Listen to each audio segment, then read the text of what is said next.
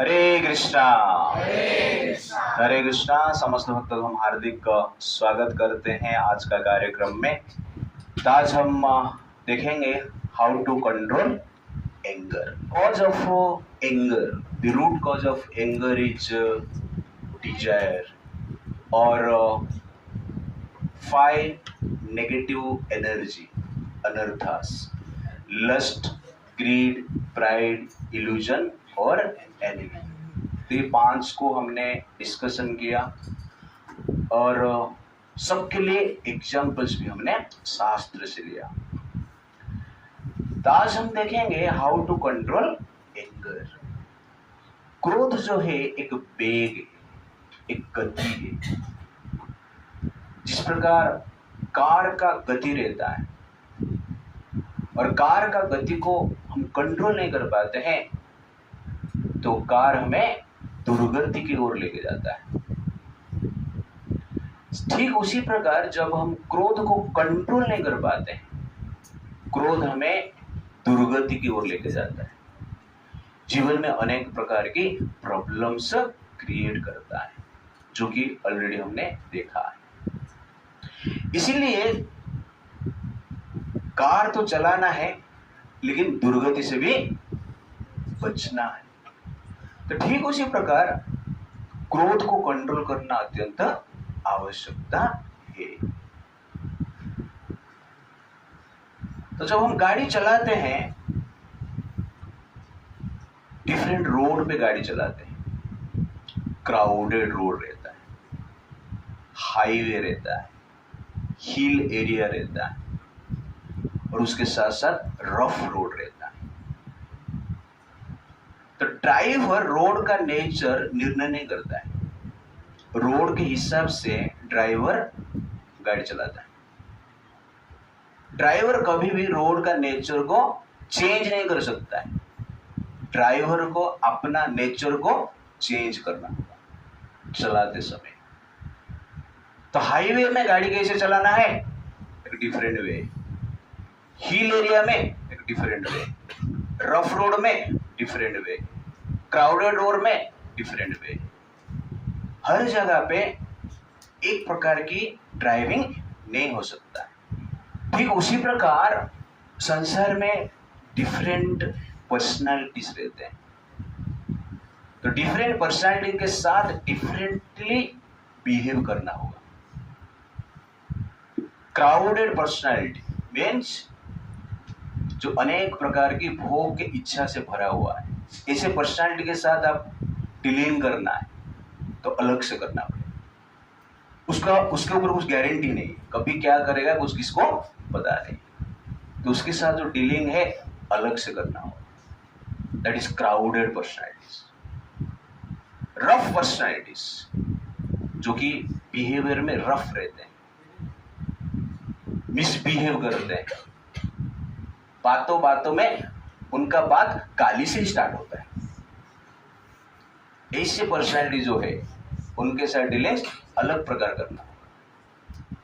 Highway अच्छे लोग आपके पास, आपका नेचर उसका नेचर मिलता है, सत्व गुण में, गुडनेस में, पर्सन विद कैरेक्टर वैल्यू, उनके साथ डीलिंग अलग होता है। हिल एरिया बड़े लोग अहंकार से भरा हुआ रहते हैं, उनके साथ डीलिंग अलग होता है।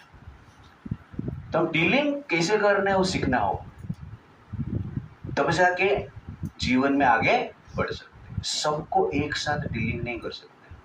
जिस प्रकार रोड का नेचर हम चेंज नहीं कर सकते हैं, व्यक्ति का नेचर भी हम चेंज नहीं कर सकते। जिस प्रकार ड्राइवर को अपना नेचर ही बदलना होगा, ठीक उसी प्रकार व्यक्ति को अपना नेचर बदलना होगा। तो कार चलाते हैं तो कहां पे स्पीड जाना है, कहां पे स्लो करना है, कहां पे रुक जाना है, कहां पे टर्न मारना है, ये आवश्यकता है और जानना चाहिए। ये सब करने के लिए मेन चीज क्या है, ब्रेक चाहिए। कार है लेकिन ब्रेक नहीं, एक्सीडेंट गारंटी, लेकिन नहीं, ब्रेक महत्वपूर्ण है ना। 1 करोड़ का कार है लेकिन एक ही छोटा सा प्रॉब्लम, बस ब्रेक नहीं। चलेगा? खरीदेंगे आप? ठीक उसी प्रकार जीवन में ब्रेक चाहिए। क्रोध एक बेग है, उस बेग को ब्रेक देने के लिए एक जो ब्रेक है उसका नाम है टॉलरेंस, सहन करना। ये टॉलरेंस अत्यंत आवश्यकता है। जिस प्रकार कार को चलाने के लिए ब्रेक की जितना आवश्यकता है, जीवन को चलाने के लिए टॉलरेंस की उतना ही आवश्यकता है। एक टीचर ने स्टूडेंट को पूछा, स्त्री को हम शक्ति कहते हैं तो पुरुष को क्या कहते हैं? सर, सहन शक्ति कहते हैं, ठीक है?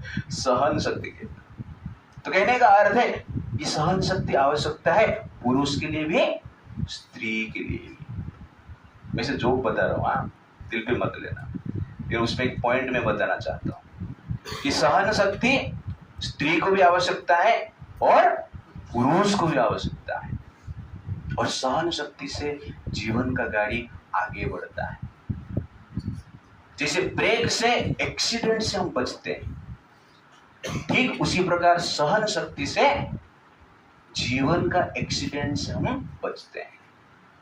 आजकल नाना प्रकार के एक्सीडेंट है, कन्फ्लिक्ट है, सेपरेशन है, डिवोर्स है, मर्डर है। इस सब का कारण क्या है?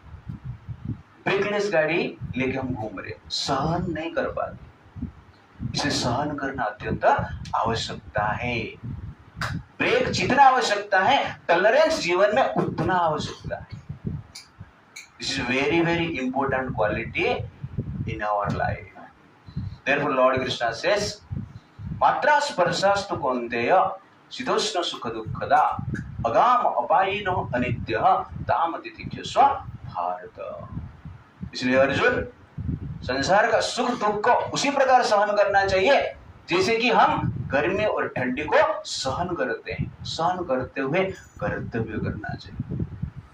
स्टूडेंट है आप लोग, आपको टेम्पटेशन को सहन करना पड़ेगा, क्रोध का वेग को सहन करना पड़ेगा, तब जाके आपका फोकस स्टडी पे होगा। एम आई राइट? हाँ, इसलिए सहन आवश्यकता है हर क्षेत्र में, स्टूडेंट के जीवन में, आगे जाके प्रोफेशनल लाइफ में, हाउस होल्डर लाइफ में, एनी लाइफ में ब्रेक इज रिक्वायर्ड। कौन सा रोड पे भी गाड़ी चलाओ, ब्रेक तो चाहिए ना। नहीं, हाईवे में ब्रेक नहीं चाहिए, बस हिल एरिया में ही चाहिए, ऐसा है नहीं। Brake is required everywhere, tolerance is required everywhere. Therefore सहन जो करता है संसार को वहन कर पाता है, जो सहन नहीं कर पाता है संसार को वहन नहीं कर पाता है। कभी कभी लोग कहते हैं अरे सहन करना ये वीकनेस है। वीकनेस नहीं है, it is a power, it is a strength. Brake is a strength. Brake देना इंसल्ट का बात नहीं है, इंटेलिजेंस का बात। वैसे सहन करना इंसल्ट का बात नहीं है, इंटेलिजेंस का बात है। Tolerance is strength, but fools can't understand this strength. इसलिए जीवन में हमें टॉलरेंस आवश्यकता है क्रोध को कंट्रोल करने के लिए। Brake free car means accidents is inevitable. Tolerance free life means pain is inevitable. Therefore, break is not a sign of weakness, but a strength. Tolerance is not a sign of weakness, but a strength. Strong body means how much weight you can lift. Strong mind means how much temptation we can tolerate. Remember it and realize it that you cannot change the nature of road. You can change the nature of our driving. You can change our nature. In fact, tolerance is one of the greatest strengths of our life. Rating of our life is estimated by the power of tolerating negative or tempting situations. Therefore, you should to practice tolerance in order to control krodha, anger. Not only anger, you have to practice tolerance to control lust, greed, pride, illusion, envy also. Therefore, tolerance is very, very important factor in our life. Second point, the first, how to control anger? Practice the culture of tolerance. Second point, practice culture of love. तो प्रेम की बात आजकल लोग करते हैं, लेकिन संसार में आप देखेंगे प्रेम बहुत रेयर है. टीचर ने स्टूडेंट को पूछा, अरे ये प्रेम कहां से आया है? स्टूडेंट ने कहा, सर ये चाइना से आया है. ना कैसे चाइना से आया है? क्योंकि ये ज्यादा दिन टिकता नहीं. इसलिए कहा ये कौन सा माल है? चाइना माल है. Love is A China mall, made in China. So called love. जहां पर प्रेम है वहां क्रोध अपने आप कंट्रोल हो जाता है. जैसे कि फिल्म में आप लोगों ने देखे रहेंगे कि दो हीरो रहते हैं और एक हीरोइन रहती है. दो हीरो एक हीरोइन को प्रेम करते हैं, पूरा पिक्चर में झगड़ते रहते हैं, फाइटिंग चलता रहता है एक हीरोइन के लिए. एक हीरो जो है विलेन के पार्टी में और दूसरा हीरो उनके अगेंस्ट में, लेकिन हीरोइन एक है और फाइटिंग चलता रहता है. फिल्म का लास्ट फाइटिंग में दोनों हीरो फाइटिंग करते हैं फॉर हीरोइन. फाइटिंग करते करते एक हीरो दूसरे हीरो के गले में देखता है कि एक लॉकेट है. लॉकेट से उसको पता चलता है ये तो मेरा भाई है यार. ऐसा सीन देखा ना, तुरंत मन शांत हो जाता है. 2 घंटे से फाइटिंग कर रहे थे, जीवन भर फाइटिंग कर रहे थे, लॉकेट देखा तो मन शांत हुआ. क्यों? मेरा भाई. अपनापन आ गया. और जहां पर अपनापन होता है उसको ही क्या कहते हैं? लव कहते हैं. लव मीन्स अपनापन का भावना रहना चाहिए. और जहां पर लव रहता है वहां पे कॉन्फ्लिक्ट नहीं होता है, जिस प्रकार यहां पर हमने देखा. तो ठीक उसी प्रकार ये संसार में हमें क्या सोचना चाहिए? सब लोग भगवान के संतान है. ये दोनों को जो पता चलता है हमारा पिता एक है, हमारा ओरिजिन एक है, शांत हो जाते हैं. तो ठीक उसी प्रकार ये संसार में हमें अपना संबंध को एंगर फ्री रखना है, कॉन्फ्लिक्ट फ्री रखना है. तो हमें क्या सोचना चाहिए कि हम भगवान के संतान हैं, कृष्ण के संतान हैं. इसलिए हमें कलह नहीं करना चाहिए, क्योंकि भगवान को आनंद प्रदान नहीं करेगा. जब ओरिजिन एक होता है अपनापन आता है. इसीलिए वैदिक परंपरा में ये कहा जाता है कि ओरिजिन, सबका ओरिजिन क्या है? भगवान है. और कृष्ण को जो प्रेम करता है बाकी सबको भी प्रेम करेंगे ना. अब पिता को प्रेम करते हो इसका अर्थ क्या है? उनका संतान को प्रेम करते. वास्तव में वो पिता का प्रेम है. हम पिता को ही प्रेम करते हैं और भाई भाई में मारपीट होते हैं, वो पिता का प्रेम है.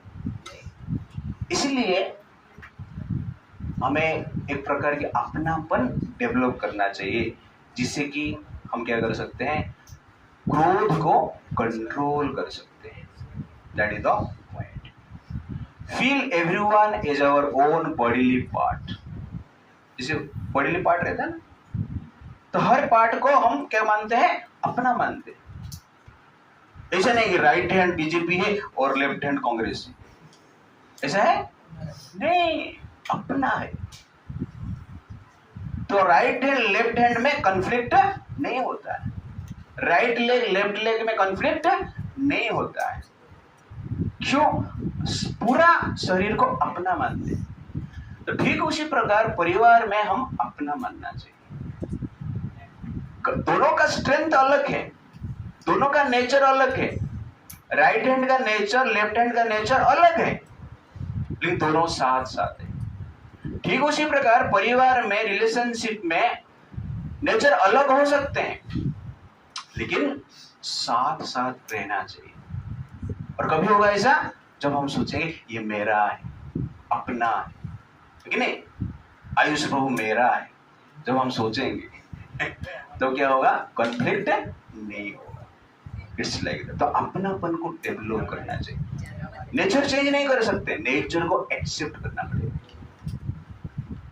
तो लेफ्ट हैंड का नेचर अलग है, उसको हम एक्सेप्ट करते हैं। राइट हैंड का नेचर अलग है, उसको हम एक्सेप्ट करते हैं और साथ चलते हैं। वैसे कभी भी आप सोचिए, परिवार में, संबंध में, रिलेशनशिप में नेचर अलग अलग ही होगा। उस नेचर को हमें क्या करना चाहिए? टॉलरेट करना चाहिए। कैसे टॉलरेट करेंगे? यहाँ पर प्रेम की भाव रहेगा। तो इसीलिए ये अपनापन को हमें डेवलप करना है। किसको कंट्रोल करने के लिए? क्रोध को कंट्रोल करने के लिए। You understand the point? Things are made for use and peoples are made for love. Nowadays, people love things and use people. भगवान ने वस्तु बनाया यूज के लिए, मनुष्य बनाया प्रेम के लिए। आजकल उल्टा हो गया, मनुष्य को यूज करते हैं और स्मार्टफोन को प्रेम करते हैं। Am I right? स्मार्टफोन के लिए हम अपना रिलेशनशिप को तोड़ देते हैं। क्यों? कौन टूट गया? राइट ना? तो ये जनरली क्या है? प्रॉब्लम है। ये नॉलेज हमारे पास नहीं है। इसलिए हमें प्रेम व्यक्ति के प्रति रखना चाहिए और वस्तु को यूज करना चाहिए। Do not choose a people over a object. Always choose your relative over a object. That is called love. That is अपनापन। स्मार्टफोन को लव करना स्मार्टनेस नहीं, बट अपना रिलेटिव को लव करना स्मार्टनेस। फोन तो स्मार्ट बन गया, लोग आज तक स्मार्ट नहीं बने। इसलिए क्रोध को कंट्रोल करना है। We have to practice the culture of love. Love doesn't mean giving facility. Love doesn't mean giving facility, but forgive. Love means giving, giving, giving and forgiving. That is love. Lust means getting, getting, getting and forgetting. That is lust. इसलिए ये culture हमें practice करना है। Love doesn't mean giving flower, but giving of falsity. Love doesn't mean giving gift, but giving gratitude. Love is not a sensual feeling, but a selfless service. That is love. Therefore, we cultivate quality known as love. प्रेम को cultivate करना पड़ेगा। This is very very important. Third point, the first point practice culture of tolerance. Second point practice culture of love. Third point practice culture of forgiveness. क्षमा। क्षमा को हमें practice करना है जीवन में, क्रोध को कंट्रोल करने के लिए और बाकी नेगेटिविटी को भी कंट्रोल करने के लिए। एक बार क्या हुआ, एक जापान का राजा मंत्री के साथ घूम रहे थे। अचानक देख रहे एक बड़ा फैमिली जहां पर 100+ लोग रहते हैं। वो लोग खुश है, शांत है, हंस रहे हैं, प्रफुल्लित है। राजा ये देखकर सोच रहे हैं ये जो लोग ये बहुत खुश दिख रहे हैं, इनके पास इतना धन संपत्ति ऐसा है मुझे तो नहीं लग रहा है। इनको देख के मुझे लग रहा है कि मैं दुखी हूं, ये लोग खुश हैं। इसका कारण क्या है? अब थोड़ा जाके फाइंड कीजिए। तो मंत्री जाता है, सबको पूछता है आप लोग इतना खुश क्यों हैं? और हमने देखा कि आपके घर पे कॉन्फ्लिक्ट भी नहीं होता है। गांव में हमने पूछा है, ये लोग अनेक साल से साथ साथ जी रहे हैं, इसका कारण क्या है? तो सब लोगों ने कहा कि इसका कारण हम लिख के बताएंगे, आप हमें पेपर दीजिए। तो मंत्री ने सबको पेपर दिया और कहे कि हम इसको 1 हफ्ते के बाद आपको देंगे। सब लोगों ने लिखा कि साथ साथ रहने का कारण क्या है। Art of living peacefully with unity, क्या है वो? सब लोगों ने अपना अपना ऐसे लिखा, A4 साइज का पेपर दिए थे, दोनों पेज सब लोगों ने भर दिए, 100+ लोगों ने लिखा। और 7 दिन के बाद राजा के पास भेजे। राजा आतुरता के साथ सब पेपर पढ़ा, पढ़ के आश्चर्यचकित हो गया। आप मुझे बताइए, art of living peacefully with unity क्या हो सकता है? तो जनरली राजा वो पेपर को पढ़ रहा है, देख रहा है, हर पेपर में एक ही वर्ड लिखा है और 2 पेज लिखे, फॉरगिवनेस फॉरगिवनेस फॉरगिवनेस फॉरगिवनेस। सब लोगों ने ऐसे पेपर भरा है उसमें। तो कहने का अर्थ है यूनिटी आपको चाहिए, जीवन में साथ साथ रहना है। हम साथ साथ है, गाना गाना अच्छा है जी, लेकिन हम साथ साथ रहना डिफिकल्ट है। साथ साथ रहने के लिए ये फॉरगिवनेस जो है, क्षमा जो है, प्रैक्टिस करना अत्यंत आवश्यकता है। और भगवान कहते हैं ये क्षमा सबसे बड़ा गुण है। इस गुण से भगवान कृष्ण अत्यंत प्रसन्न होते हैं। इसलिए पांडवास कभी भी कौरव को क्या किया? क्षमा ही की। वस्त्र हरण हो गया फिर भी युद्ध नहीं की। सोचिए आप, शक्ति है, सामर्थ्य है, लेकिन भाई है, गलती कर दिया, क्षमा कर देते। ये पांडव का नेचर। इसलिए कृष्ण के लिए पांडव बहुत प्रिय है। द्रौपदी का अपहरण, जयद्रथ करने की प्रयास की, फिर भी युधिष्ठिर महाराज क्या बोल रहे हैं? क्षमा कर दो, ये हमारा जीजाजी है। दुर्योधन का बहन का जो पति है उनका नाम क्या है? जयद्रथ है। छोड़ देते हैं। यह है युधिष्ठिर महाराज, यह है पांडवास जो क्षमा करते हैं। भगवान उनको पसंद करते हैं, लेकिन क्षमा का भी एक लिमिटेशन है। 13 साल क्षमा की, उसके बाद महाभारत। वैसे आपको क्या करना है? 13 साल क्षमा करना है। कितना साल? 13 साल। 13 साल में कुछ नहीं होता है, तो तू तेरा देख, मैं मेरा देखेगा। लेकिन 13 साल सहन करना चाहिए। आजकल देखेंगे विवाह के पश्चात संबंध टूट जाता है, 7 दिन में टूट जाता है, 1 महीने में टूट जाता है, 1 साल में टूट जाता है। मैं आपको फॉर्मूला दे रहा हूं, कितना साल क्षमा करना है? 13 साल। 13 साल में कुछ नहीं हो रहा है तो क्या करना है? महाभारत करना है, ठीक है ना? लेकिन 13 साल आप सहन करो, सब ठीक हो जाएगा, कुछ प्रॉब्लम नहीं। जो बोलते शनि का जो प्रभाव है हर व्यक्ति के जीवन में 7 साल आता है कम से कम, और 7 से 14 साल भी हो सकता है। लेकिन ये कैसे करेंगे? क्षमा। ये क्वालिटी जब आपके हृदय में रहेगा तो आप जनरली ये कर सकते हैं। मेरे पीछे आप लोग, भगवान राम कहते हैं वानर सेना को, क्या कहते हैं? सक्रोदेव प्रपन्नायः तव अस्मीति च याचते अभयं सर्वदा तस्मात् ददामि एतत् व्रतं मम। क्या बोलते? सक्रोदेव प्रपन्नयः, वानर सेना को कहते हैं जो व्यक्ति मेरे पास आता है, मेरे शरण लेता है, मैं उसको ग्रहण करता हूं, क्षमा कर देता हूं, अभयम सर्वदा तस्मै, अभय प्रदान करता हूं।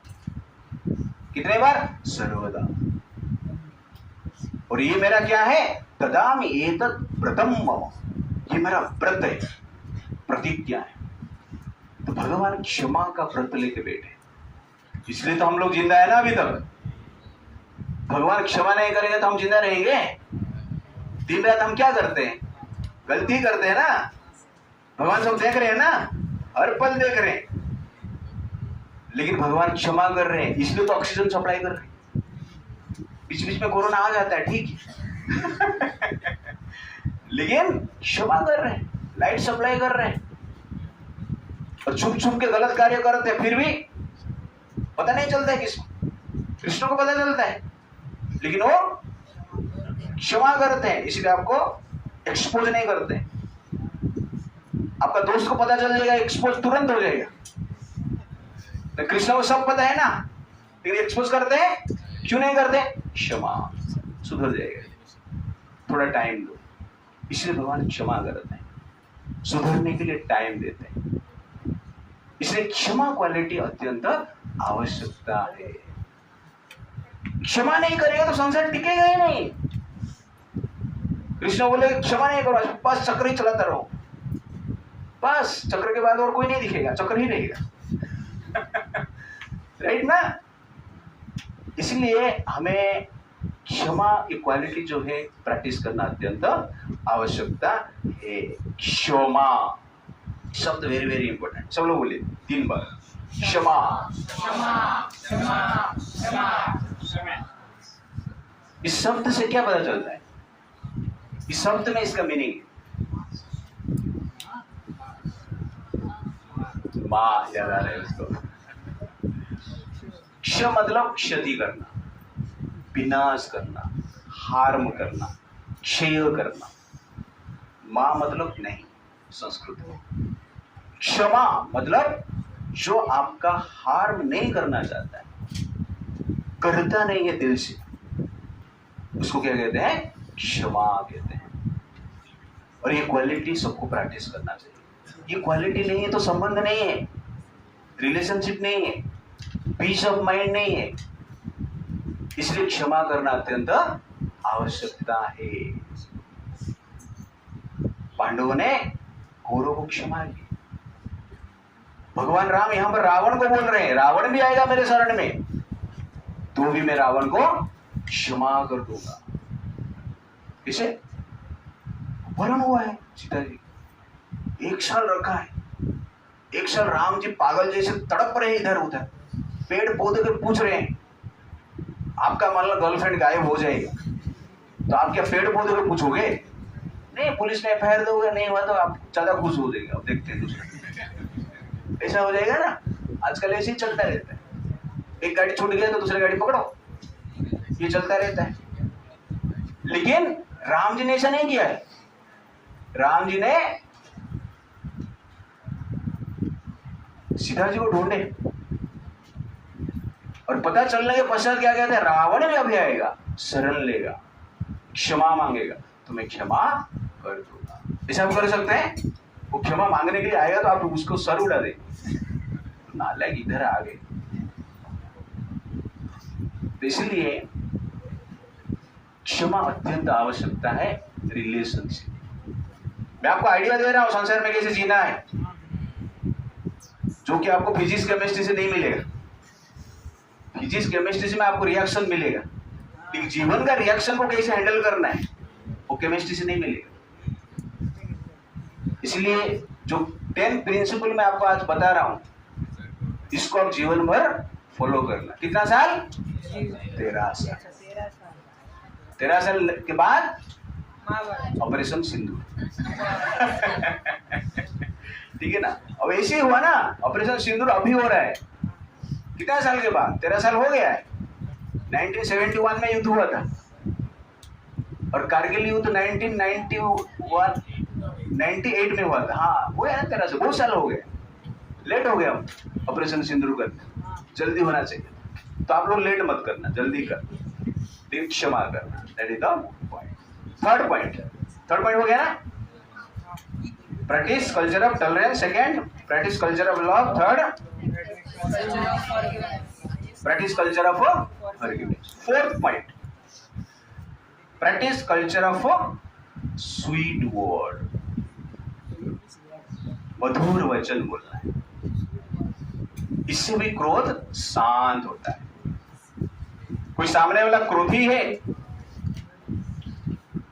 एंग्री मूड में है, और आप मधुर वचन से उसको हैंडल करना चाहते हो, तो वास्तव में वो क्या हो जाता है, शांत हो जाता है। माइंड जो है हॉट मोड में रहता है, अंडरस्टैंड ना। और माइंड के लिए एसी क्या है, स्वीट वर्ड है। माइंड जब हॉट मोड में जाता है, उसके लिए आपको एसी चालू करना है, तो स्वीट वर्ड बोलना है। जैसे अब एसी चालू है ना, तो आपको कैसा लग रहा है, अच्छा लग रहा है, ठंडा ठंडा कूल कूल। मन में जब हीट रहता है, तो उसके लिए एसी है, मैं उसको कहता हूं स्वीट वर्ड, मधुर वचन। आजकल मार्केट में स्वीट सस्ता है, लेकिन मधुर वचन रेयर ही मिलता नहीं, वेरी रेयर प्रोडक्ट है ये, नहीं। स्वीट खरीदने के लिए पैसा देना पड़ेगा, लेकिन मधुर वचन बोलने के लिए फ्री, फिर भी कोई देता नहीं। और ये मधुर वचन से समाधान सबका हो जाता है, सब हर प्रॉब्लम का समाधान हो जाता है। इसलिए हमारा शास्त्र कहता है, मेरे पीछे बोलिए आप, जिह्वाग्रे वसति लक्ष्मी, जिह्वाग्रे वसति लक्ष्मी, जिह्वाग्रे मित्रबान्धवा, जिह्वाग्रे बन्धनं प्राप्ति, जिह्वाग्रे मरणं ध्रुवा। तो नीति शास्त्र इस प्रकार कहता है, जिह्वाग्रे वसति लक्ष्मी, जिह्वा के अग्र में लक्ष्मी वास करती है। आपका वाणी मधुर है, बिजनेस अच्छा चलेगा। बिजनेसमैन जब मधुर वाणी बोलते हैं, कस्टमर कष्ट करके भी खुश होके जाता है। तो इसलिए शास्त्र कहता है, जिह्वाग्रे वसति लक्ष्मी। बिजनेसमैन मधुर वाणी से बिजनेस करते हैं, प्रोडक्ट से नहीं। इसलिए मधुर वाणी से धन प्राप्त आप कर सकते हैं। जिह्वाग्रे मित्र बांधवा, आपका जिह्वा के अग्र में, वाणी में मित्र बांधवा, आपका मित्र रहते हैं, बंधु रहते हैं, रिलेटिव्स रहते हैं। कहने का अर्थ है, गुड रिलेशनशिप के लिए स्वीट वर्ड की आवश्यकता है। स्वीट गिफ्ट देके गुड रिलेशनशिप होता नहीं, स्वीट वर्ड बोलकर गुड रिलेशनशिप होता है। अब रसगुल्ला दिया नंबर 1, और देते टाइम गाली भी दिया, ठीक है, तो चलेगा नहीं। आपने नीम का पकौड़ा दिया, और देते टाइम सुंदर मधुर वचन बोल के दिया, उसको अच्छा लगेगा। वास्तव में जो स्वीट है, आपका टंग को सेटिस्फाइड करता है, जीवा को सेटिस्फाइड करता है, लेकिन जो स्वीट वर्ड है हार्ट को सेटिस्फाई करता है। मधुर वचन आपका हृदय को शांत करता है। इसलिए sweet word is more powerful than sweet. इसलिए स्वीट वर्ड को हमें क्या करना चाहिए, यूज करना चाहिए। नेक्स्ट वीक का टास्क है, क्या है, स्वीट वर्ड बोलने का, मधुर वचन बोलना है। अरे ड्रामा करो, ड्रामा। एक हफ्ता थोड़ा स्वीट वर्ड का क्या करना है, ड्रामा करना। मैं बीच बीच में ऐसा ड्रामा करता हूँ, ओके ना। लोग को लगता है कि प्रभु जी थोड़ा शांत हो गए, ओके। तो कहने का अर्थ है, थोड़ा आप प्रैक्टिस कीजिए। अभी ये हफ्ते से बातचीत करने में थोड़ा स्वीटनेस लेकर आइए, ओके। और देखते हैं आपका एक्सपीरियंस क्या है नेक्स्ट वीक। रेडी? कौन कौन प्रैक्टिस करेगा? हाँ, हाथ उठाने में भी लोग डरते हैं। कितना स्वीट रेयर, अब सोचिए, सुअर तो सस्ता में मिल जाता है, स्वीट वर्ड फ्री है, पैसे भी देना नहीं पड़ता है, लेकिन माल निकालने में थोड़ा कठिन होता है। क्यों? अहंकार के कारण, ईगो के कारण। तो थोड़ा ईगो को बाजू में रखिए। ये हफ्ता हमें क्या करना है? स्वीट वर्ड बोलना है। Week will be known as sweet week, ठीक है ना? प्रैक्टिस करेंगे। हाँ, नाटक करना एक हफ्ता। घर पे लोग, क्या हो गया आदर्श को, लेकिन आजकल आदर्शवान बन गए, तो थोड़ा प्रैक्टिस करने का आप लोग प्रयास कीजिए। Even bitter life becomes sweet if deal with sweet word. Sweet life becomes bitter if there is no sweet words. Sweet words are sweeter than sweets. Therefore, मधुर वचन आवश्यकता है क्रोध को कंट्रोल करने के लिए। गुजराती लोग बहुत सक्सेसफुल मीठा बोलते हैं, आपने सुना है ना? हाँ, ऐसा कहा जाता है गुजराती लोग का जो हेड है, सर में आइस फैक्ट्री रहता है, कूल माइंड, और जिह्वा में स्वीट फैक्ट्री रहता है, इसलिए दिल में सैटिस्फैक्ट्री रहता है। ओके ना?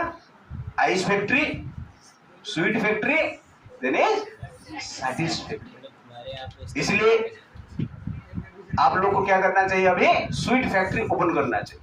सबके पास स्वीट है, बस फैक्ट्री ओपन नहीं किया हमने, ठीक है ना? तो ये हफ्ता स्वीट वीक मनाएंगे, ठीक है ना? जैसे वैलेंटाइन डे रहता है ना, अभी स्वीट डे, स्वीट वीक बने, ठीक है? Ready? Okay. Fifth point, practice the culture of positive vision. Positive vision को आपको प्रैक्टिस करना पड़ेगा। कैसे? तो एक बार वेस्ट में एक फिलोसोफर हुए, सोक्रेटिस, वेरी फेमस फिलोसोफर है। उनके पास आत्मज्ञान भी था, वो आत्मा को भी बिलीव करते थे, और उनका वाइफ जो थी क्रोधी थी। एक बार सोक्रेटिस उनके फ्रेंड के साथ कुछ बातचीत कर रहे, सुबह सुबह उनका वाइफ चाय लेके आए और सोक्रेटिस को बोल रहे चाय लीजिए, और बातचीत में इतना मग्न हो गए थे तो ध्यान नहीं रहा। बात करते रहे, वही 15-20 मिनट सुनते रहे, बीच बीच में बोलते रहे कि आप चाय लीजिए। सोक्रेटिस ध्यान ही नहीं दी। वाइफ गुस्सा हो गई और चाय का कप चाय के साथ सोक्रेटिस के मुंह के ऊपर फेंक दी। एक साइड जल गया। उनका जो फ्रेंड थे पूछ रहे, ये क्या हो गया? सोक्रेटिस जी बोलते हैं कुछ नहीं, एक साइड बच गया। क्या बोल रहे हैं? इसको कहते हैं पॉजिटिव विजन। इसलिए शांत हो जाते हैं, वो चिंता नहीं करते हैं, वहां से निकल जाते हैं। कहने का अर्थ है संसार में नेगेटिविटी और पॉजिटिविटी दोनों आपको मिलेंगे, लेकिन आप क्या देख रहे हो? That determines your peace of mind.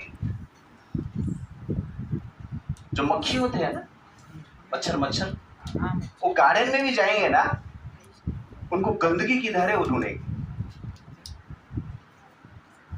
लेकिन जो मधुमक्खी होते हैं वो गंदगी का प्लेस में भी जाएंगे, क्या ढूंढेंगे? फूल की धारे। दृष्टि अलग है, मक्खी का दृष्टि अलग है, मधुमक्खी का दृष्टि अलग है। आपको क्या बनना है? अभी क्या है आप लोग? तो हमें ये दृष्टिकोण को बदलना चाहिए। Therefore, practice the culture of positive vision. तो सोक्रेटिस का जीवन में आप देखेंगे क्रोध करने का हर प्रकार की रीजन है यहाँ पर, लेकिन क्या बोल रहे हैं? आधा बच गया। ऐसा विजन रख सकते हैं हम? प्रैक्टिस करना पड़ेगा धीरे धीरे।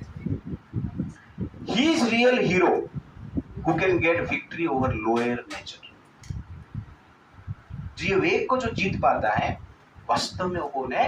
विजेता है, हीरो है, वीर है। इसलिए लोअर नेचर से बचना चाहिए। लोअर नेचर के अनुसार कार्य करना हीरोइज्म नहीं है। सैयारा सैयारा है कि नहीं, वो हीरोइज्म नहीं है। हीरो कौन है? नरसिंहदेव, राइट ना? हाँ, महाअवतार नरसिंहदेव। कौन कौन देखना चाहता है महाअवतार नरसिंहदेव? ओके, कुछ प्लान हो रहा है, मैं सुना है। आइए सब लोग देखिए। कितना टिकट है यहाँ पर? 200 रुपया बस, इतने है ना? कितना खर्चा कर दिया सैयारा देख के या सैयारा जैसे पिक्चर देख के। कौन कौन फिल्म हॉल में जाकर फिल्में देखता है रोज? रोज मतलब महीने में एक बार, 2 महीने में एक बार, साल में 2-3 बार? Raise your hand. आप लोग क्या मोबाइल में कौन कौन देखता है? सो फ्री माल है। ठीक है, मेरे हिसाब से मैं आपको रिक्वेस्ट करूंगा, मैं जाके देख के आया है आइनॉक्स पे, यहाँ पर मीरा रोड में, और अच्छा मूवी बनाया गया है। और उस मूवी देखने के पश्चात वास्तव में हमें पता चलेगा कि श्रद्धा क्या होता है, फेथ क्या होता है, फियरलेसनेस क्या होता है, संस्कार कितना इम्पोर्टेंट है, और भगवान किस प्रकार भक्त के वश में रहता है, और peace of mind in difficulties में किस प्रकार हम रख पाएंगे। प्रहलाद महाराज से हम सीख पाएंगे, उनका कैरेक्टर को देखकर। अच्छा एनिमेशन बनाया है, हमारा हरे कृष्ण का डिवोटी ही ये पिक्चर बनाया, 30 करोड़ खर्चा करके। ये सैयारा ये सब देखकर दिमाग ही खराब होता है, हीट बढ़ जाता है, व्यभिचार बढ़ता है, वायलेंस बढ़ता है, पाप बढ़ता है। महाअवतार नरसिंह जैसे पिक्चर हम देखेंगे तो मन शांत होता है, व्यभिचार पाप से हम बचते हैं, चरित्र आदर्श बढ़ता है। तो इसलिए बच्चे लोग को ये, बच्चे क्या है, सब आजकल सब भी बच्चे, बड़े बच्चे छोटे बच्चे, इतना इंडिपेंडेंस है, सब बच्चे सब झगड़ते रहते हैं। एक छोटा लड़के को मैंने पूछा, अपना बोईसर में 4th क्लास में वो पढ़ रहा है, उसको पूछा मैंने, अरे जीवन दुखालय है, पता है क्या तुझे? हाँ पता है सर। ना कैसे पता है? तुम तो शादी नहीं किया है, फिर भी कैसे पता चल गया? ना पिता माता झगड़ते रहते, 14 साल, सरल है ना, बता दिया मुझे। उसका माँ ही छोड़ती है आगे अपना क्लास में। तो कहने का अर्थ है कि हमें संस्कार की आवश्यकता है। तो I would like to request all of you, please try to attend, try to participate in that movie देखने के लिए, और आप थोड़ा देखिए, आपको अच्छा लगेगा। हो गया? आप लोगों ने बुकिंग किया? Okay okay, he is real hero who can get victory over lower nature. 6 point, practice the culture of knowledge, practice the culture of knowledge.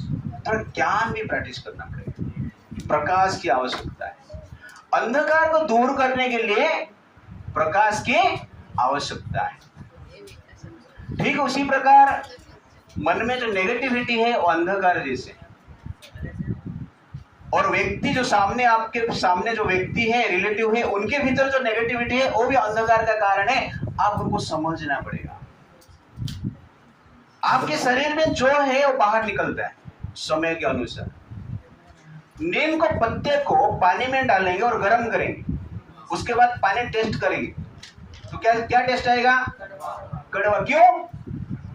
नीम का पत्ता कड़वा है। तो नीम का पत्ता जब हीट के प्रभाव में आता है तो अपना विटरनेस जो है छोड़ता है। वैसे संसार में नीम के पत्ते जैसे लोग रहते हैं, ठीक है ना? उनको थोड़ा आप हीट देंगे तो कड़वा वचन बोलना शुरू करें। तो आपको पता हो जाना चाहिए नीम का पत्ता है, ठीक है ना? वैसे मिंट का पत्ता रहता है ना, उसको भी पुदीना, उसको भी पानी में डालेंगे, गरम करेंगे तो उसका भी स्पेशल फ्रेग्रेंस रहता है, टेस्ट रहता है, अच्छा लगता है ना? पानी सेम है, लेकिन एक बिटर बन गया, कड़वा बनेगा, दूसरा स्पेशल फ्रेग्रेंस और स्पेशल टेस्ट दे रहा है, मिंट का टेस्ट दे रहा है। किसे? पानी का नेचर है वो नहीं, पत्ते का नेचर है। तो ठीक उसी प्रकार संसार में कोई के व्यक्ति से रहते हैं नीम जैसे, थोड़ा गरम करो कड़वा वचन मिलेगा, और कोई के ऐसा रहते हैं मिंट जैसे, थोड़ा गरम करो मिंट जैसे लगेगा, पुदीना लगेगा, ठंडा ठंडा थोड़ा लगेगा, ऐसा रहता है ना। हाँ, लेकिन ध्यान रखना नीम भी आवश्यकता है और मिंट भी आवश्यकता है।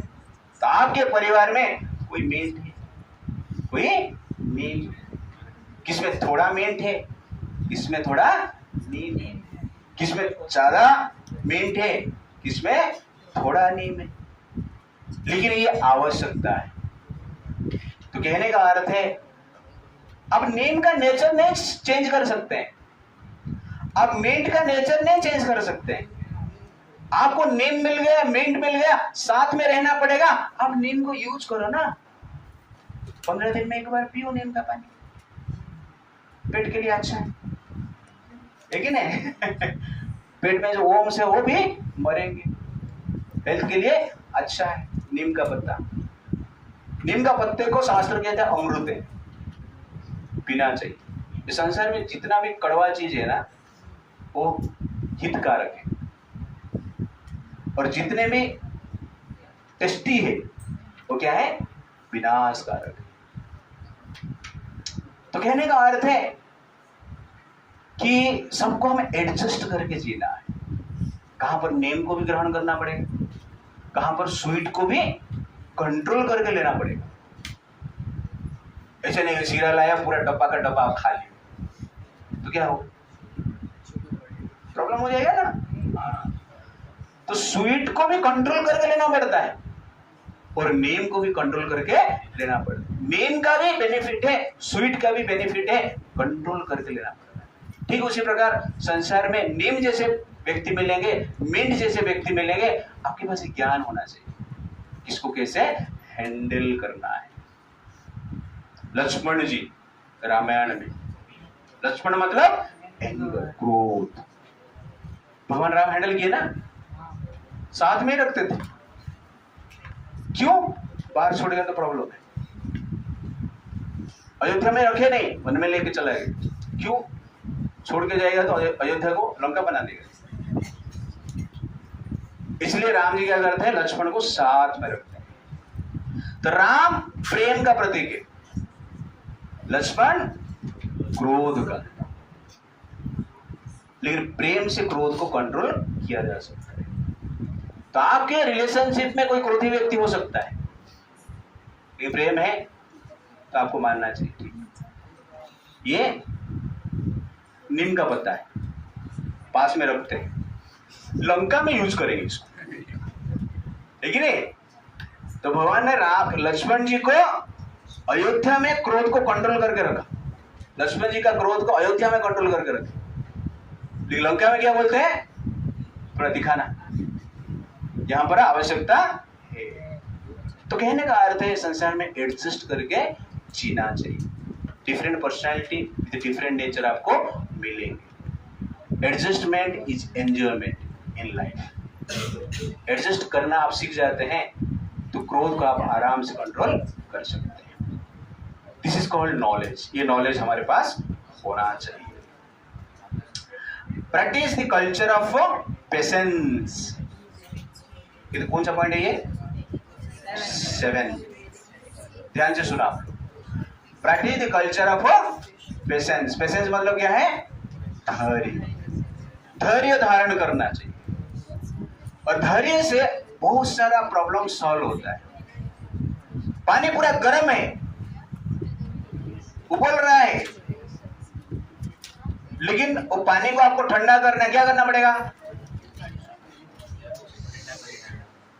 ठंडा पानी नहीं है तुम्हारे पास, हाँ वैसे ही छोड़ दो।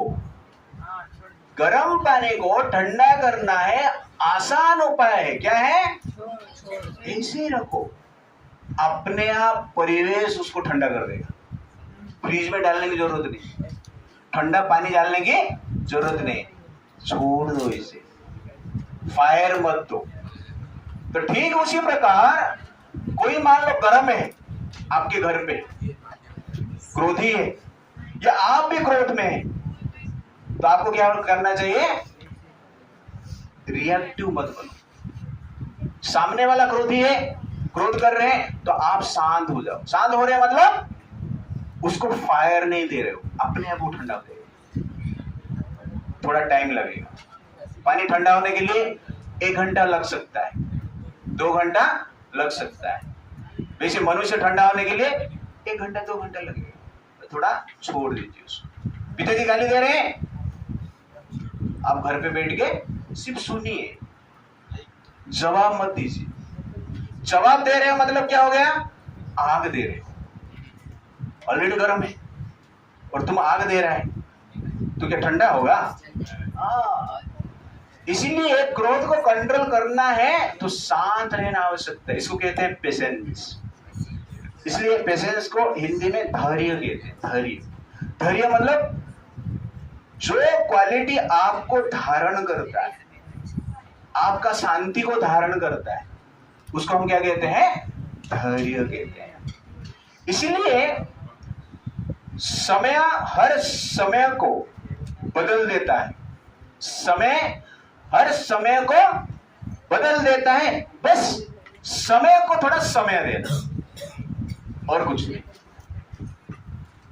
इसलिए पेशेंस की आवश्यकता है, धैर्य की आवश्यकता है। मेरे पीछे आप लोग, वेसने वा अर्थ कुच्छ्रे वा भये वा जीवितान्तगते विमृशः स्वया बुद्ध्या धृतिमान् न अवसीदति। तुम्हारा नीति शास्त्र कहते हैं वेसने वा अर्थ कुच्छ्रे वा, विपत्ति में, फाइनेंशियल पतन में, भय में और मृत्यु के परिस्थिति में भी बुद्धिमान व्यक्ति अपना विचार शक्ति से धैर्य को धारण करता है। इसीलिए न अवसीदति, उसका पतन नहीं होता है। इसलिए धैर्य वेरी वेरी इंपोर्टेंट। तो राम जी का वनवास हुआ ना, वनवास, राजा बनने थे, कहां पे जाने वाले हैं? कहां पे जाने वाले हैं? वन में। धैर्य धारण की, कुछ प्रॉब्लम हुआ उनका, 14 साल रहे, फिर शायद राजा बने, और आज तक लोग उनको पूजा करते हैं। राम राज्य में सबको रहना है, क्योंकि किसको राम को नहीं मानना है, चलेगा? तो राम धैर्य का मूर्तिमंत प्रतीक है, और सीता देवी भी धैर्य का मूर्तिमंत प्रतीक है। इसलिए 14 साल राम के साथ रहे, और उसके साथ साथ रावण के पास, रावण जो अपहरण करके लेके गया, तब भी धैर्य के साथ वो 1 साल लंका में रहे अकेले। किस रह पाए? धैर्य। सीता जी के पास शक्ति थी, रावण को श्राप दे सकते थे, उधर ही भस्म कर देते थे, लेकिन सीता देवी ने ये शक्ति को प्रयोग नहीं किया। क्यों? पति का अपमान होगा। सब राम को बोलेगा क्या तेरे पास शक्ति है यार, अपना पत्नी को तू बचा नहीं पाया, पत्नी स्वयं अपने आप को बचाया। ये अपमान पति को मिलेगा सोचकर सीता जी क्या करते हैं? धैर्य रखते हैं, क्षमा करते हैं। इसलिए धैर्य आपको धारण करता है, आपका चरित्र को धारण करता है, आपका पॉजिटिविटी को धारण करता है, और क्रोध को आप धैर्य से कंट्रोल कर पाते हैं। छोड़ दीजिए इसे। आपको भी कभी क्रोध आ रहा है, थोड़ा बुद्धि। इसलिए यहां पर कहा गया है कि धृतिमान न अवसीदति विमृशय स्वया बुद्ध्या, अपना बुद्धि से विचार करके व्यक्ति को क्या करना चाहिए? क्रोध को कंट्रोल करना चाहिए। बुद्धि इसलिए दिया गया क्रोध को कंट्रोल करने के लिए, क्रोध करने के लिए बुद्धि नहीं दिया गया। इसलिए हमें क्या करना चाहिए? पेशेंस को धारण करना चाहिए, और पेशेंस से अपना क्रोध भी शांत होता है, सामने वाले की क्रोध भी शांत हो जाता है। Point number 8, practice the culture of fear, भय। भय भी आवश्यकता है क्रोध को कंट्रोल करने की। भय नहीं रहेगा तो भी हम क्रोध कर लेते हैं। दुर्योधन में भय नहीं था। पांडव का शक्ति वो जानता था, कृष्ण का शक्ति वो जानता था, लेकिन प्रॉब्लम क्या है, भय नहीं था, इसलिए गलत कार्य करता था। अंत में क्या हो गया, विनाश हो गया ना। इसलिए भय करना कभी कभी बुद्धिमान की बात है। आपसे कोई पावरफुल है, उसके साथ क्यों झगड़ा करने का? आपको पता है मोदी जी 10 साल तक क्यों युद्ध नहीं कर रहे थे? मोदी जी जब पावर में आया, उनको पता है उनके पास इतना पावर नहीं है, मिलिट्री टेक्नोलॉजी नहीं है, वेपन्स नहीं है, मिसाइल्स नहीं, जिससे हम युद्ध कर सकते हैं। 10 साल से वो क्या कर रहे थे? पेशेंस। 10 साल धैर्य धारण करना है। कितना धैर्य आप सोचिए। आप लोग बोलते हैं युद्ध करना चाहिए, छोड़ मार देना चाहिए, पाकिस्तान को उड़ा देना चाहिए, ये सब बोलते हैं ना सब लोग, एक टेररिस्ट अटैक होता है तो। लेकिन मोदी जी शांत रहे। कितना साल? 10-11 साल। क्यों? धैर्य। पावर नहीं है ना। शास्त्र कहता है, राजनीति कहता है कि आपके पास पावर नहीं है, आपके सामने शत्रु है, तो उसका पैर पकड़ो। आप ही ग्रेट है, आप ही महान है। और पैर पकड़ते हुए क्या करना है? शक्ति बढ़ाओ। शक्ति बढ़ने के बाद ऑपरेशन सिंदूर, पॉइंट। उसके बाद ऑपरेशन महादेव। अभी ऑपरेशन महादेव भी चालू है। हाँ, शिव शक्ति भी चालू है, तो ऑनलाइन में रहता लग रहा है। लेकिन धैर्य की आवश्यकता है ना, तो इसलिए धैर्य क्या करता है? आपको जीताता है। क्रोध को कंट्रोल किया उन्होंने। इसलिए पेशेंस आपका क्रोध को, एंगर को कंट्रोल करता है। इसलिए हम धैर्य को धारण करना चाहिए। ओके, यहां पर फियर के बारे में बात कर रहा था। तो फियर भी आवश्यकता है। तो मोदी जी धैर्य में थे, फियर उनके पास नहीं था। बट दुर्योधन के क्षेत्र में आप देखेंगे फियर नहीं था, लेकिन पावरफुल पर्सनालिटी को डरना चाहिए ना, विनाश हो गया ना।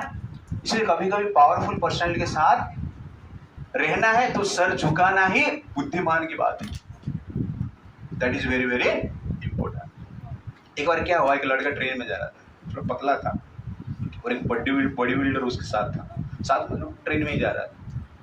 कुछ तो हुआ ट्रेन में, वो बॉडी बिल्डर ने ये लड़के को 2 थापड़ लगा दिया, उसको सर चक्कर आने के बाद थोड़ी देर के बाद वो पूछता है, अरे तू जो मुझे मारा है, क्रोध से मारा है या मजाक से मारा है? तो बॉडी बिल्डर बोलता है क्रोध से मारा है। तो जो दुबला पतला आदमी बोलता है, ठीक है, अच्छा किया, क्योंकि मजाक मुझे पसंद नहीं है। समझ में आ रहा है ना? डर गए, अब थोड़ा एडजस्ट तो करना पड़ेगा। उसको ताकत दिखाने का फायदा है नहीं। तो इस प्रकार मेंटालिटी भी आवश्यकता है। शर्म को छोड़ो, जहां पे शर्म छोड़ना चाहिए वहां पे शर्म छोड़ देना चाहिए। हमारा उल्टा होता है, जहां पे शर्म रखना चाहिए वहां पे शर्म छोड़ देते, जहां पे शर्म नहीं छोड़ना चाहिए वहां पे थोड़ा हीरो जैसे बोलते, और बाद में मार खा के आते हैं। इसलिए फियर भी आवश्यकता है क्रोध को कंट्रोल करने की। ठीक है? Do not fight with dog, go away from dog is a sign of intelligence. कुत्ता आपको काटने के लिए आया तो आप क्या करेंगे? कुत्ते को काटेंगे? भाग जाओ। कोई बोला डर के भाग गए, यही बुद्धिमानी है, राइट ना? कुत्ते के साथ लड़ाई नहीं करना है। वैसे ही संसार में कुत्ते जैसे लोग रहेंगे आपको क्रोध दिलाने के लिए, लेकिन आपको क्या करना है? भाग जाओ। भागना भी बुद्धिमान की बात है। 9 point, practice the culture of respect. अभी ध्यान से सुनो। रेस्पेक्ट, ये जो मन है उसका एक नीड है, मान सम्मान। मन को क्या चाहिए? मान सम्मान चाहिए। तो जो क्रोधित होते हैं आपके ऊपर, आप उनको कंट्रोल करना है तो तुरंत उनका पैर को पकड़ लो, प्रणाम उनको करो, वो शांत हो जाए। तो रिस्पेक्ट क्या करता है? मन को शांत करता है। लेकिन अहंकार क्या करता है, सर को झुकाने नहीं देता है। लेकिन संबंध में एक रेस्पेक्टफुल डीलिंग्स होना चाहिए। संबंध फॉर्मेलिटी में होना नहीं चाहिए, फॉर्मल नहीं होना चाहिए। आजकल रिलेशनशिप को फॉर्मल लोग मानते हैं, इसलिए रिलेशनशिप टिकता नहीं। हर संबंध में, इवन फ्रेंडली रिलेशनशिप जो है उसमें भी क्या होना चाहिए, रेस्पेक्ट होना चाहिए। तो रेस्पेक्ट रहेगा तो एंगर को आसानी से कंट्रोल कर सकते हैं। तो एक बार नैमिष्य अरण्य में अनेक साधु संत बैठे हैं और सब लोग चर्चा कर रहे हैं कि भगवान कौन है, उनको ये निर्णय लेना है। कोई कहता है कि शिव जी भगवान है, कोई कहता है कि ब्रह्मा जी भगवान है, कोई कहता है कि नारायण भगवान है, लेकिन कोई भी निष्कर्ष में नहीं पहुंच पा रहे थे। इसलिए सब ऋषि मिलकर भृगु महर्षि को नेता बनाए, जो कि ब्रह्मा जी के पुत्र है। बोले आप जाइए, टेस्ट करके आइए थोड़ा, ब्रह्मा, विष्णु और शिव जी, देखते हैं भगवान कौन है इनमें से। तो भृगु महर्षि तुरंत ब्रह्मलोक में जाते हैं। ब्रह्मा जी उनके पिता है। ब्रह्मलोक में जाकर ब्रह्मा जी के सामने खड़ा होते, उनको प्रणाम नहीं करते। तो ब्रह्मा जी गुस्सा हो जाते, कुछ बोलते नहीं है, लेकिन वहां उनके मुख से प्रकट होता है गुस्सा। कभी बोले कुछ बोलना चाहते, पता चल जाता है ना। तो भृगु महर्षि को समझ में आ गया, ब्रह्मा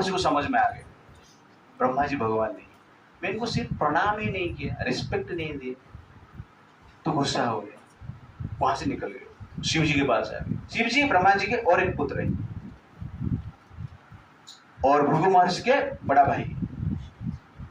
तो शिव जी भृगु महर्षि को देखकर अपना आसन से उठकर आते हैं आलिंगन करने के। भृगु महर्षि उस समय बोलते, रुक जाओ, नहाया है क्या, स्नान किया, चेहरा देखा है क्या मिरर में, कभी ठीक से स्नान नहीं करते, और पॉन्ड्स पाउडर लगाना चाहिए ना तुम इधर का भस्म लेकर लगाते, गले में कुछ नेकलेस होना चाहिए, वैष्णव लोग तुलसी वाला पहनते, तुम लोग सांप लेके घूम रहे हैं, किसको काटेगा क्या पता नहीं, कंघी किया क्या कभी तुम जीवन में, चड्डा लेके घूम रहे, कपड़ा अच्छी तरह से पहना नहीं तुम, ब्रांडेड कपड़ा, कोई कौन सा भी चमड़ा उठाकर पहन लेते, ऐसा अपमान कर दिए। शिव जी गुस्सा हो गए, तुरंत त्रिशूल लेके मारने के लिए आए। पार्वती जी बाजू में थे, भाई थोड़ा शांत हो जाए, तो थोड़ा शांत हो गए। भृगु महर्षि को समझ में आया शिव जी भगवान इनको थोड़ा इंसल्ट किया तो मारने के लिए आ गए, भाई को ही मारने के लिए। लगता है उनको भी art of anger control attend करना चाहिए। उसके बाद वो कहां पर जाते हैं, वैकुंठ लोक में जाते हैं। और वैकुंठ में भगवान नारायण अपना बेड में शेषनाग आराम से सोए, लक्ष्मी जी बैठकर नारायण जी के पांव दबा रहे और एंट्री कर रहे हैं। लक्ष्मी जी सेवा में मग्न है, नारायण जी आराम से खराटा मार के सो रहे हैं। तो बेड भी अच्छा है, नाग का बेड है, अच्छा बेड है ना। हाँ, भगवान नारायण नाग का, सांप का बेड में सोते हैं। मैं सोच रहा था ये अच्छा क्यों है, क्योंकि अच्छा ऊपर नीचे होता रहेगा, सांप श्वास लेते हैं ना तो बॉडी ऊपर नीचे नहीं होता है, तो भगवान भी थोड़ा ऊपर जाते हैं ऊपर नीचे आते हैं, मजा आएगा ना। ऐसा बेड चाहिए ना सबको। आजकल डिफरेंट बेड लेते हैं लोग, वाटर बेड, ये बेड, वो बेड, पूरा सॉफ्ट वाला लेते हैं, उधर सोते हैं तो ऐसा लगता है कि पाताल में चला गया। तो कहने का अर्थ है कि इस अच्छे बेड में नींद आएगा ना, आराम से सो रहे थे। और भगवान सर्प का बेड लिए, बात सोचो, आपका घर पे सांप आ जाएगा तो आपको बेड में भी नींद नहीं आएगा, सांप कोने में रहेगा तो सांप के ऊपर सोने की बात छोड़ दीजिए। बट भगवान नारायण क्या है, निर्भीक और आराम से, सॉफ्टनेस भी है, एसी की भी जरूरत नहीं है क्योंकि बेड ही कोल्ड है, सांप कूल रहता है ना, ठंडा ठंडा। अच्छा आइडिया ना, नया बेड खरीदो आप लोग। तो सोए आराम से, भृगु महर्षि एंट्री करते हैं वैकुंठ लोक में, तुरंत जाते हैं, वो बेड के ऊपर चढ़े जाते हैं, भगवान नारायण सोए हुए रहते हैं, उनके छाती के ऊपर एक लात मारते हैं। लात मारने के बाद नारायण जी उठते हैं, अरे हल्लाराम बच गए, अरे कौन बचाया? उठ के देख रहे हैं तो भृगु महर्षि वहां पर है।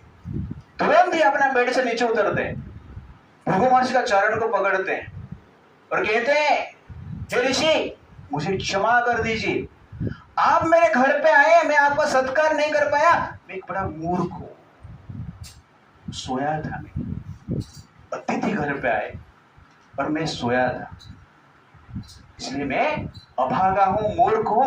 आप जैसे महान ऋषि मुनि संसार का उद्धार करने के लिए घूमते रहते हैं, आप स्वयं मेरे घर पे आए, मैं आपको ध्यान नहीं दे पाया, इसलिए क्षमा कर दीजिए। आपका चरण फूल जैसे कोमल है और मेरा छाती वज्र जैसे कठिन है, आपका चरण मुझे स्पर्श किया है, इसलिए आपका चरण को थोड़ा पेन होता रहेगा, इसलिए मैं थोड़ा मसाज करना शुरू कर। ये एटीट्यूड देखकर प्रभु जी संतुष्ट होते, रोने लगते कि मैंने ब्रह्मा जी का अपमान किया, मेंटली क्रोधित हो गए, शिव जी का अपमान किया, वर्बली क्रोधित हो गए, विष्णु जी का अपमान किया, मैं फिजिकली क्रोधित नहीं।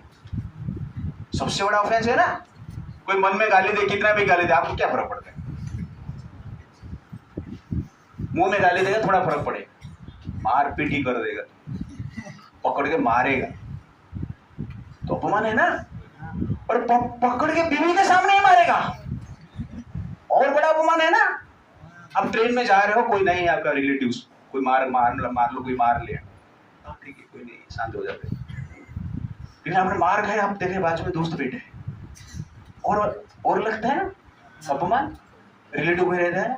हाँ, तो कहने का अर्थ है कि भगवान साथ रहे, घर पे घुसकर बीवी के सामने बेडरूम में जाकर छाती के ऊपर मार पड़ा, फिर भी भगवान नारायण शांत रहते। This is called respect. शांत रह के क्या किया उन्होंने? Respect the. Therefore God is Krishna और नारायण, वो डिसाइड करते, जाके नमिषारण्य में बताते हैं। God is tested by controlling his anger. भगवान क्रोध को कंट्रोल कर पाते, क्षमा को धारण कर पाते, इसलिए वो भगवान। तो ये क्वालिटी हमें भी धारण करना चाहिए। इतना बड़ा अपमान होने के बाद भी वो रिस्पेक्ट दे रहे। ठीक उसी प्रकार हमारा रिलेशनशिप में भी कुछ ऊपर नीचे तो होगा है, लेकिन बुद्धिमान व्यक्ति क्या करते हैं, एक रेस्पेक्टफुल लाइफ जीते। पहले संबंध टिकता था, भाई भाई साथ साथ रहते थे, पति पत्नी साथ साथ रहते थे, बाप बेटा साथ साथ रहते थे, क्योंकि उनका जो सबसे बेस्ट क्वालिटी क्या है? रेस्पेक्ट। एक दूसरे को रेस्पेक्ट करते थे। क्रोध होता है, लेकिन रेस्पेक्ट रहेगा तो क्रोध अपने आप क्या हो जाता है? शांत हो जाता है। That is the point. इसलिए क्रोध को कंट्रोल करने के लिए हमें रेस्पेक्ट को ग्रहण करना चाहिए। Point number 10, practice the culture of sattvik lifestyle. एक सात्विक लाइफस्टाइल आपको ग्रहण करना है। सात्विक मतलब गुडनेस, पॉजिटिव। सात्विक लाइफस्टाइल मतलब no meat eating, no gambling, no intoxication, no illicit sex. ये 4 नियम को हमें फॉलो करना चाहिए। आहार में सात्विक होना चाहिए। तो सात्विक आहार आपका सात्विक क्वालिटी डेवलप करता है। जो मच्छी मटन हम खाते हैं, एक जीव को हत्या करके खाते हैं ना, तो वो जो ईर्ष्या की क्वालिटी, हिंसा का क्वालिटी है, हमारा मन में आता है, इसलिए क्रोध होता है। तो meat eaters are very very angry in their nature. आप देखेंगे ना, गाय शांत है, हिरन भी शांत है, बकरी भी शांत है, लेकिन बाघ अशांत है।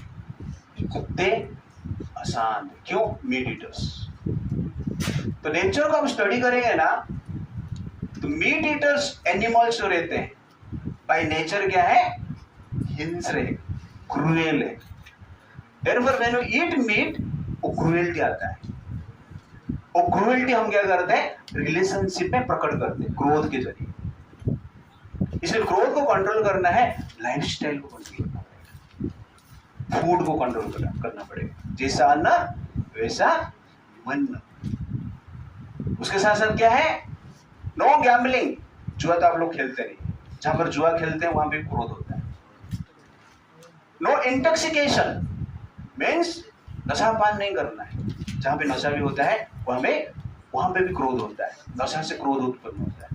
नो इलिसिट रिलेशनशिप, तो इलिसिट रिलेशनशिप में रहना नहीं, वहां पे भी क्रोध होता है, जो कि आजकल हम देख रहे हैं भारत में, पूरा वर्ल्ड में, जहां पर इलिसिट रिलेशनशिप होता है, मैरिज से पहले संबंध स्थापित होता है, वहां पर क्रूएल्टी होता है, क्रोध आता है, इवन परस्पर को मार देते हैं। ज्यादातर लड़कियों को लड़के मारते हैं, इस प्रकार देखा गया है। इसलिए संबंध में कभी जाना नहीं, भगवान इसलिए मैरिज का व्यवस्था किया है पीसफुल लाइफ के लिए। तो this is very very important. Lifestyle, आपको सात्विक लाइफस्टाइल मेंटेन करना पड़ेगा। तो पैशनेट लाइफस्टाइल और इग्नोरेंस लाइफस्टाइल, रजोगुण का जीवन और तमोगुण का जीवन क्या करता है? रजोगुण और तमोगुण का क्वालिटी आपके मन में क्रिएट करता है। क्रोध, लस्ट, ग्रीड, प्राइड, ये सब आता है, आहार से आता है, वो लाइफस्टाइल से आता है। वायलेंट सीन हम देखते हैं पिक्चर में, तो क्या बनेगा? हम वायलेंट ही बनेगा। रेप सीन देखेंगे, रोमांटिक सीन देखेंगे, तो उससे क्या होता है? वो कल्चर, वो विचार मन में आता है और उसके अनुसार हमारा बिहेवियर बढ़ता है और उसके अनुसार हम क्या करते हैं? क्रोध को प्रकट करते हैं। इसलिए हमें पिक्चर में भी, आजकल ज्यादातर बॉलीवुड हॉलीवुड का पिक्चर क्या है? वायलेंट सीन से भरा है, रोमांटिक सीन से भरा है। इसीलिए हमें क्या देखना चाहिए? महाअवतार नरसिंह। थोड़ा स्पिरिचुअल मूवी देखना चाहिए, स्पिरिचुअल फिल्म देखना चाहिए। आप जब मूवी देखते हो, वास्तव में सिर्फ देखते नहीं हो, एंटरटेनमेंट नहीं है वो, आपका भावना वो निर्माण करता है। इसीलिए क्या देख रहे हो, क्या सुन रहे हो, आपको विचार करके करना चाहिए। क्रोध को भी कंट्रोल करना है तो लाइफस्टाइल को कंट्रोल करना आवश्यकता होगा। एक बार एक आदमी ने एक लड़के को बोल रहा है कि अरे पिताजी के सामने सिगरेट मत पीना। तो लड़के बोलता है कि मेरा पिताजी पेट्रोल टांगे क्या, जल जाएंगे। तो कहने का अर्थ है कि आजकल का इस प्रकार की बिहेवियर है, लाइफस्टाइल इस प्रकार के आ गया है। हर व्यक्ति के अंदर में क्रोध है, लस्ट है, जैसे हमने डिस्कस में किया है, लेकिन उसको आग नहीं लगाना है। सब लोग गर्म में है, हॉट वाटर जैसे है, लेकिन आग लगाया जैसे हॉट वाटर का हीट बढ़ता रहता है, वैसे आपका लाइफस्टाइल आपके भीतर lust, anger, greed, pride, illusion बढ़ाता रहता है। इसलिए लाइफस्टाइल को भी कंट्रोल करना आवश्यकता है। क्यों आप लोग जी रहे हो? जीने का गोल क्या है? हैप्पीनेस है ना, हैप्पीनेस के लिए जी रहे हैं ना। क्यों खा रहे हैं? हैप्पीनेस के लिए ना। लेकिन जब पैशनेट और इग्नोरेंट का आहार खाएंगे, हैप्पीनेस किधर आएगा? क्रोध आएगा ना बाद में। तो आपको हैप्पीनेस दिया, खर्चा करके मांस खाया और बाद में क्रोध नामक क्वालिटी डेवलप किया, उसके कारण आप मारपीट हो रहे। मतलब क्या हो गया? खर्चा करके मारपीट हो रहे। तो who is fool? who are living a life of ignorant and passionate। इसलिए हम पैशनेट का लाइफ, इग्नोरेंस का लाइफ जीना नहीं चाहिए। That is the point. therefore you want to control your anger, you have to control your lifestyle। Gita में भगवान कहते युक्ताहार विहारस्य युक्तचेष्टस्य कर्मसु युक्तस्वप्नबोधस्य योग भवति दुःखः। भगवान कहते हैं संसार में दुख से मुक्त होना आप चाहते हैं तो क्या है? युक्त आहार, बैलेंस्ड डाइट होना चाहिए, सात्विक होना चाहिए। युक्त विहार, बैलेंस एंटरटेनमेंट होना चाहिए, सात्विक एंटरटेनमेंट होना चाहिए, वल्गरिटी नहीं, रोमांटिक नहीं, वायलेंट नहीं। युक्त चेष्टस्य कर्मश, कर्म में अनेस्ट वे में करना चाहिए। डिसऑनेस्टी कर्म है तो क्रोध आएगा, लस्ट आएगा, बाकी बैड क्वालिटीज पड़ेगा। युक्त स्वप्न अवध से, और सोना भी जो है वो भी सात्विक होना चाहिए, टाइम पे सोना, टाइम पे उठना। This is also required. ऐसे लाइफ जीते भगवान क्या कहते हैं? योग भवति दुःख, वो संसार से दुख से मुक्त हो जाता है। इसीलिए हमें एक सात्विक लाइफ स्टाइल जीना पड़ेगा। लास्ट पॉइंट एक बाकी, 11 पॉइंट, प्रैक्टिस कल्चर ऑफ भक्ति। तो ये अल्टीमेट पॉइंट है। भक्ति प्रैक्टिस करेंगे तो क्रोध कंट्रोल होगा। कैसे होगा? एक स्टोरी बताता हूं, उसके बाद आज हम एंड करेंगे।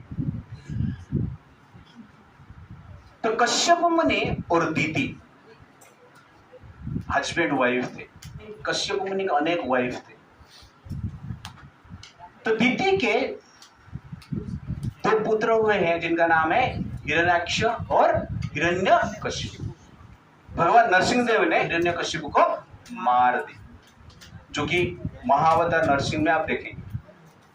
मारने के पश्चात दीति को अच्छा नहीं लगा। दीति ने विचार की कि इंद्र के कारण हिरण्याक्ष और हिरण्यकशिपु का वध हो गया। इसीलिए दीति कश्यप मुनि के पास जाते हैं और कहते हैं मुझे ऐसे एक संतान चाहिए जो कि इंद्र का वध करेगा। क्रोधित होकर कहते हैं। तो कश्यप मुनि कहते हैं ठीक है, आपको इंद्र को मारने वाला जैसे बलवान, इंद्र को मारने वाला बलवान संतान चाहिए तो एक व्रत करना पड़ेगा, भगवान विष्णु का आराधना करना पड़ेगा 1 साल। उसके बाद मैं जो वीर्य आपको दूंगा, गर्भ दूंगा, उस गर्भ से जो संतान उत्पन्न होंगे वो इंद्र का वध करेगा। लेकिन 1 साल आपको विष्णु का उपासना करना पड़ेगा। क्या करना होगा? रोज सुबह 4 बजे उठने और 4 बजे उठकर भगवान विष्णु के मंगल आरती अटेंड करना है। और उसके साथ साथ 16 माला जप करना है, मिनिमम 64 भी आप कर सकते हैं। और भगवान के लिए भोग प्रिपेयर करना है और भगवान को 6 बार भोग लगाना है, 6 बार आरती करना है, 3 बार स्नान करना है और भगवान को फल पुष्प से सजाना भी, फल देना है और पुष्प से भी सजाना है। और डेली आपको भागवतम भगवत गीता पढ़ना है और सुनना भी। इसी प्रकार अब 1 साल 24 आवर भगवान के सेवा में रहेंगे। आपके द्वारा जो संतान उत्पन्न होगा, आपके गर्भ से जो संतान उत्पन्न होगा वो इंद्र को मार सकता है। लेकिन और एक कंडीशन है, इस पूजा के समय में आपको किसको ईर्ष्या नहीं करना है, क्रोध भी नहीं करना है 1 साल। जिसे आपको मैंने 1 हफ्ते का टास्क दिया था, कश्यप मुनि दीति को 1 साल का टास्क दिया। तो 1 साल आपको क्रोध नहीं करना है, ईर्ष्या भी नहीं करना है। और दीति को इंद्र को तो मारना था, इसलिए इस व्रत को ग्रहण करते हैं, प्रैक्टिस करते हैं, प्रैक्टिस करना शुरू करते हैं। इंद्र को पता चल जाता है। इंद्र क्या करते हैं? दीति के पास आते हैं, इंद्र के रूप में ही आते हैं और दीति का सेवा करते हैं। क्या सेवा करते हैं? दीदी बोलते हैं यार फूल चाहिए, तो इंद्र जाके फूल लेके आते। संतान जो आएगा किसको मारने वाला है? इंद्र को ही मारने वाला है। इंद्र क्या कर रहे हैं? दीदी का सेवा कर रहे। इंद्र को पता है जो संतान पैदा होगा मुझे मारने वाला है, लेकिन इंद्र क्यों सेवा करने के लिए आया?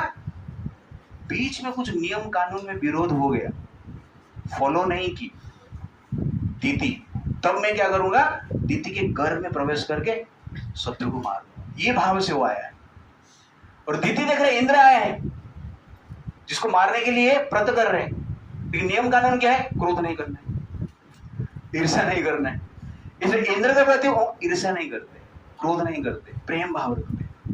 बेटा बोलते अरे बेटा 4 बजे उठ जाना, है कि नहीं? और भगवान के लिए भोग लगाना है, थोड़ा प्रिपेयर करना।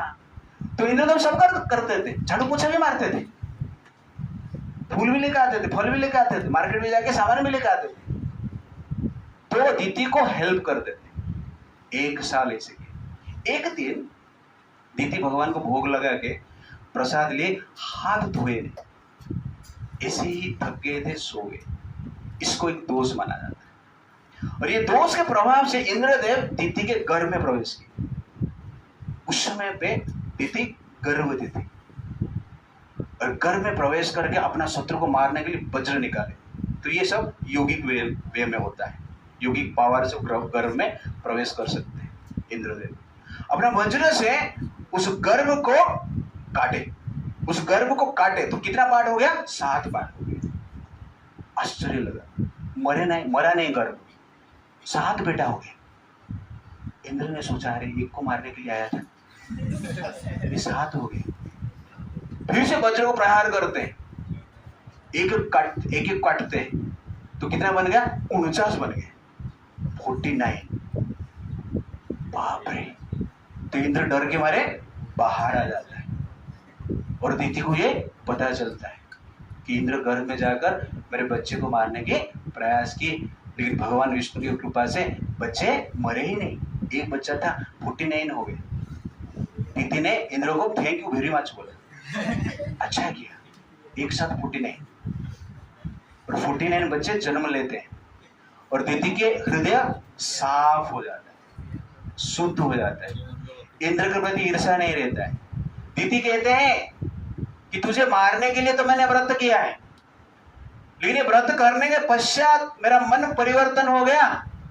अब तू मेरा बड़ा बेटा है, ये तुम्हारे छोटे 49 भाई है और इनको लेकर स्वर्ग में जाना।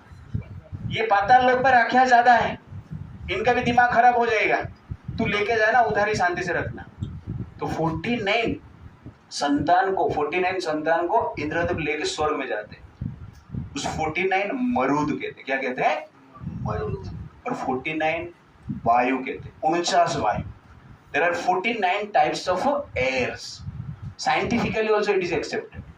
डिफरेंट एयर्स, ये लेवल पे एक एयर है और अपर लेवल पे एक एयर है, स्पेस में और कुछ है। तो ऐसा डिफरेंट प्लेसेस में डिफरेंट एयर। साइक्लोन जो आता है वो एक एयर है, ओके ना? तो 49 मरुद रहते हैं, मैं उसके बारे में नेक्स्ट टाइम कभी बताऊंगा वो क्या क्या होता है। But the point is that 49 भाई को लेके, मरुद को लेके कहाँ पे गए? वो स्वर्ग में गए। तो ऐसा परिवर्तन कैसे हो गया? क्रोध से स्टार्ट हुआ ना, ईर्ष्या से स्टार्ट हुआ ना, लेकिन उनका हृदय चेंज हो गया। क्यों? भगवान कृष्ण के, विष्णु के भक्ति की, व्रत की। इसलिए आप क्रोध को कंट्रोल करना है, lust, greed, pride, illusion, envy, जो भी नेगेटिविटी को कंट्रोल करना है, भक्ति अत्यंत आवश्यकता है। आप इसको सीरियसली करते हो, 1 साल में चेंज। शत्रु को भी क्या मान रहे हैं? मित्र मान रहे। और भक्ति का इतना पावर है कि घर में संतान को मारने की भी प्रयास किया गया। पहला एवर्सन है दुनिया का, लेकिन एवर्सन नहीं हुआ। क्यों? भगवान विष्णु का चमत्कार है। इसलिए हमें भक्ति करना चाहिए नेगेटिविटी को कंट्रोल करने के लिए और एनिमिटी को दूर करने के लिए। इस श्लोक हम देखें। श्रुतः संकीर्तित ध्यातः पूजित चादृत पिबा दुर्नाम धुनन्ति भगवान ऋतस्ता जन्म अयुत अशुभम। श्रुत संकीर्तित ध्यात, भगवान का कथा सुनने से, संकीर्तित कीर्तन करने से, प्रवचन करने से, ध्यान करने से, भगवान का ध्यान करना, उनका नाम का ध्यान करना, उनका लीला का ध्यान करना, और क्या है, पूजित, भगवान कृष्ण का पूजा करना, च आदृत अपिवा, आदर करने से, प्रेम के भाव से उनको प्रणाम करने से क्या होता है, नृणाम धुनंति भगवान, मनुष्य के हृदय में हृतस्थ जन्म अयुत अशुभ हो, हृदय में करोड़ करोड़ जन्म का जो अशुभ है, पाप है, नेगेटिविटी है, भगवान क्या करते हैं, धुनंति, साफ करते हैं। इसलिए भक्ति अत्यंत आवश्यकता है। हमें क्या करना है, श्रुतो, संकीर्तितो, ध्यातो, पूजितो और आदृतो। इस प्रकार ये 5 एक्टिविटी हम करते हैं, हृदय साफ होता है और इससे नेगेटिविटी दूर होता है। एग्जाम्पल हमने क्या लिया, दीति का, जिसका पुत्र को इंद्र के कारण ही मारा गया, लेकिन वो क्या बोल रहे हैं, 49 को लेके जाना, नहीं तो ये 49 में हिरण्यकशिपु बन जाएगी बात। तो ये चेंजेस, हार्ड ट्रांसफॉर्मेशन देते हैं।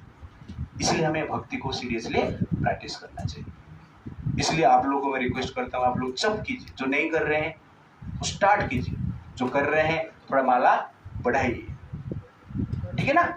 हरे कृष्णा कृष्णा कृष्णा हरे हरे, हरे राम राम राम हरे। श्रील प्रभुपाद की जय।